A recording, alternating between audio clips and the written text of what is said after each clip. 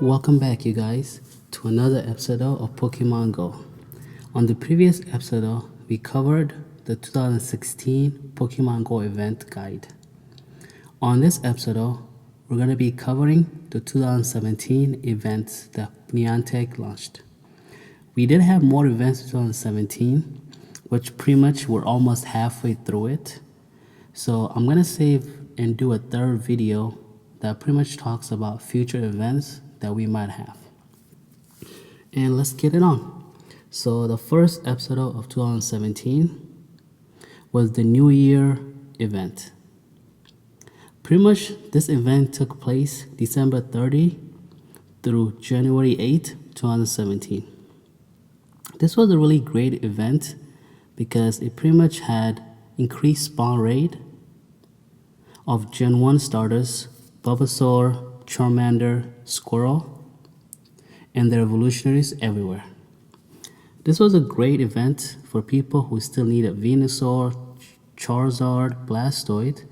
They can catch those in the wild or catch the first level stages of that Pokemon.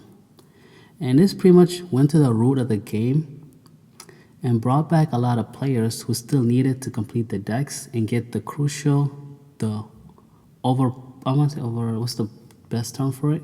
Widely known Pokemon in the game. So it was a good event. And aside from that, lure modules will lasted twice as long during this event. The next event that we have in 2017 was the Pokemon Go Valentine's Day event, which took place February 8th to February 15, 2017. During this event, there was double candy, the walking distance was cut in half, and screen spawn rate of pink Pokemon and lure modules lasted 6 hours long. Pretty much Chansey, Jigglypuff, Slowpoke, Execute, Lickitung, Porygon were everywhere. And then you had Gen 2 baby Pokemons were easier to hatch in eggs. So for those that still needed a Chansey to get their Blissey or Porygon to evolve to Porygon 2, since Gen 2 was looming, this was a great event for those people who still didn't have enough candies. Moving on to the next event, which was the Pokemon Day event, took place February 26 to March 6, 2017, was just a simple event. It pretty much added the second element of Pikachu with a hat.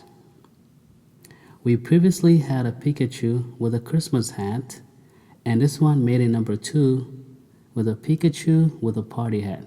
Pretty much, it was a boring event, I'm going to be honest.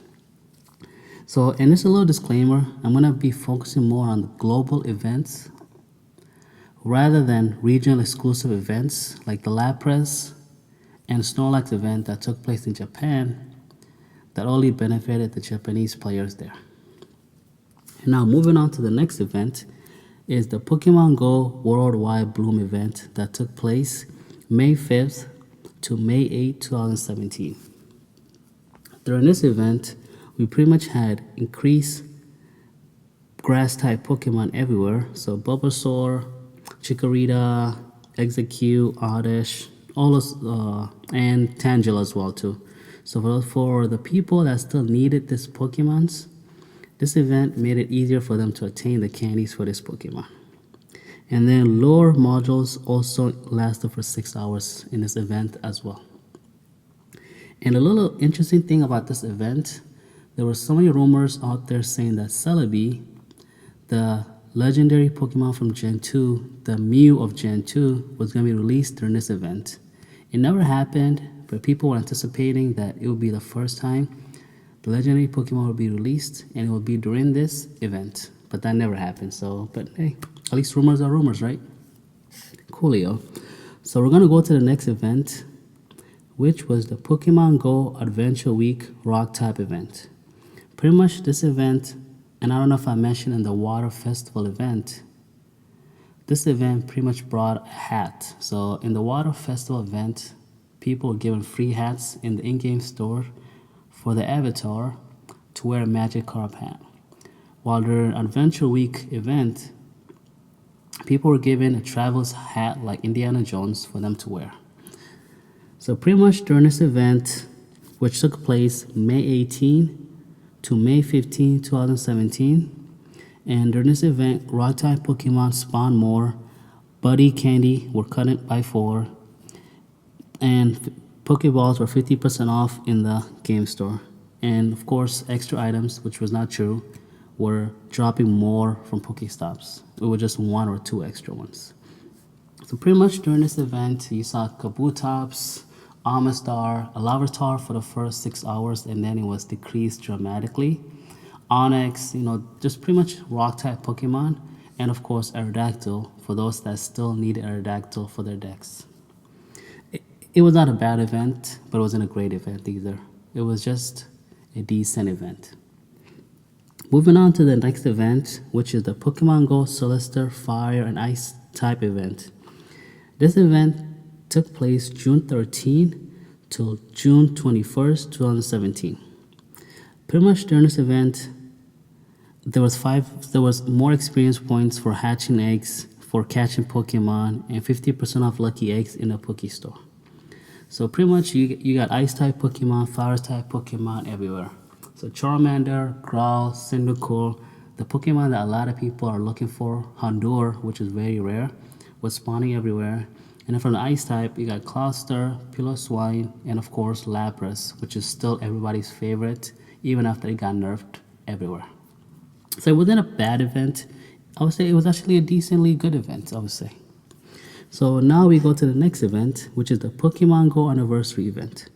A little disclaimer, before this event happened, there was a major update with the gyms. So the gym rework was finally live, and Niantic decided to include this update with the anniversary event.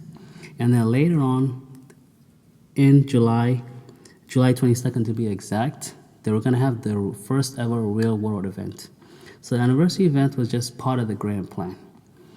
Even though people anticipated and wanted legendaries that day, they had to wait and be patient.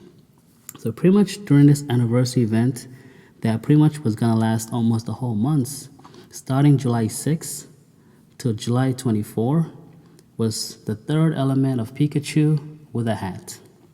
This time, Pikachu got Ash Ketchum, the main trainer of Pokemon, hat that you can catch out in the wild. Aside from that, kind of not even worth mentioning, but discounted anniversary box and special boxes in the Pokestop that pretty much were just garbage. It was not even worth covering that element.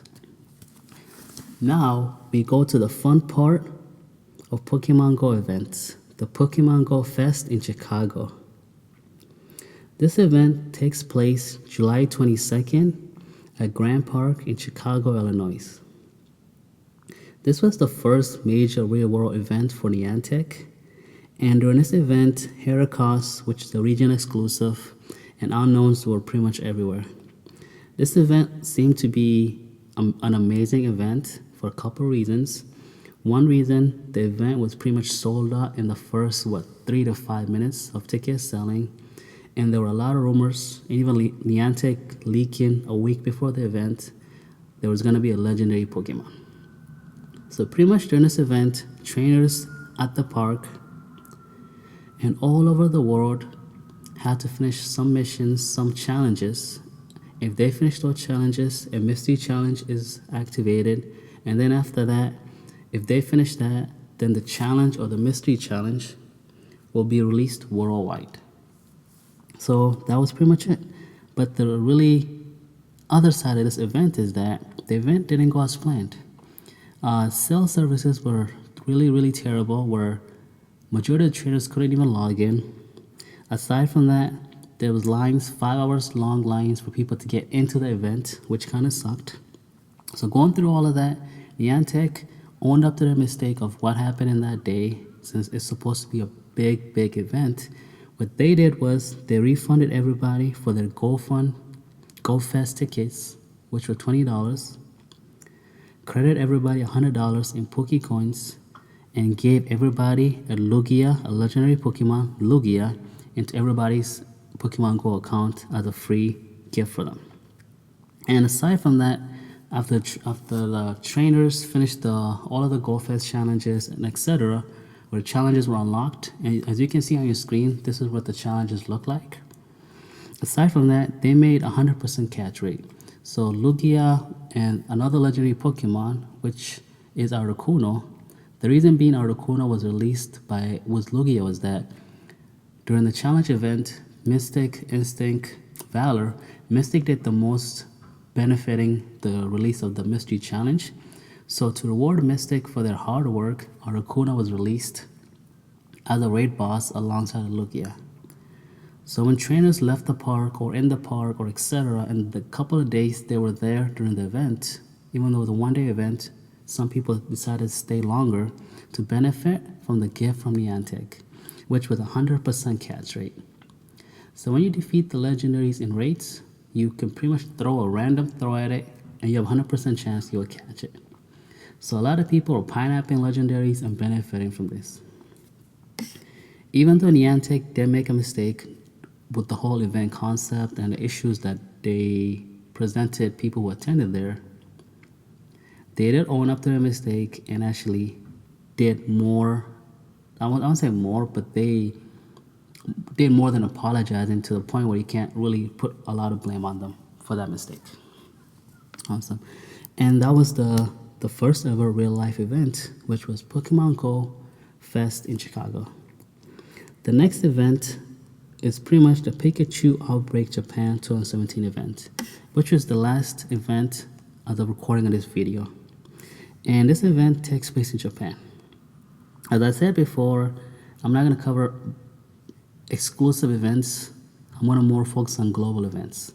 But this event, even though it is exclusive to Japan players and people who travel to Japan, it pretty much benefited everybody around the world for two reasons. First reason, during this event, well, just give you a little rundown of the event. At the event, there were unknown letters spelling Yokohama all over the stadium.